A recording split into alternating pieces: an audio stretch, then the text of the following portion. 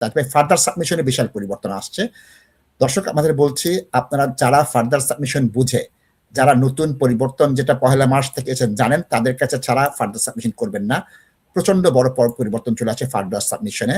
Further submission করলে ওই asylum এর মতো তারা ২০ বছরের রুটে চলে যাচ্ছে এবং তাদের জন্য ফার্দার সাবমিশনের ডকুমেন্টেশন অনেক পরিবর্তন নিয়ে আসছে এবং ফার্দার সাবমিশনের যে এই দেখেন নিচে যে এই টাইম পিরিয়ডটা এটা করে পাবেন, সেই জিনিসটা আপনার চলে আসছে এবং যারা আগেরটা ছিলেন আগের চলে আসছেন।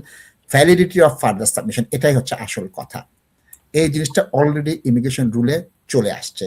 এইখানে আপনার বেশ কিছু ক্রাইটেরিয়া আছে, ক্রাইটেরিয়া ফুলফিল করতে হবে এবং দেখতে হবে যে আপনার উইথড্রয়াল অফ ফার্দার সাবমিশন আছে কিনা, আপনি ক্লিন ব্রেকে আছেন কিনা। এই তথ্যগুলো যদি না জানেন এবং এই নতুন যে জিনিসটা আছে সেটা না জানলে আপনি ফার্দার সাবমিশন করেন না। কারণ সরকার কি বলছে, আমরা এই জিনিসটা আটকাতে চাচ্ছি, এই জিনিসটা তাকে অ্যাবিউজ করা হচ্ছে।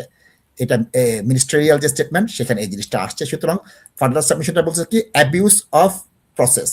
তার সাথে কি করতেছে, একটা অ্যাসাইলাম নাই হয়ে গেছে, সেটা সে ঘুরাই ফিরে কেমনে ফার্দার সাবমিশন বলে তাকে স্টেট নিয়ে নিচ্ছে, আমি এটা দিব না।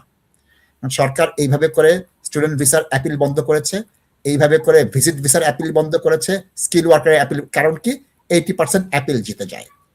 এটা আপনারা ফার্দার সাবমিশন যারা করবেন অনুগ্রহ করে বলছি এটা করবেন।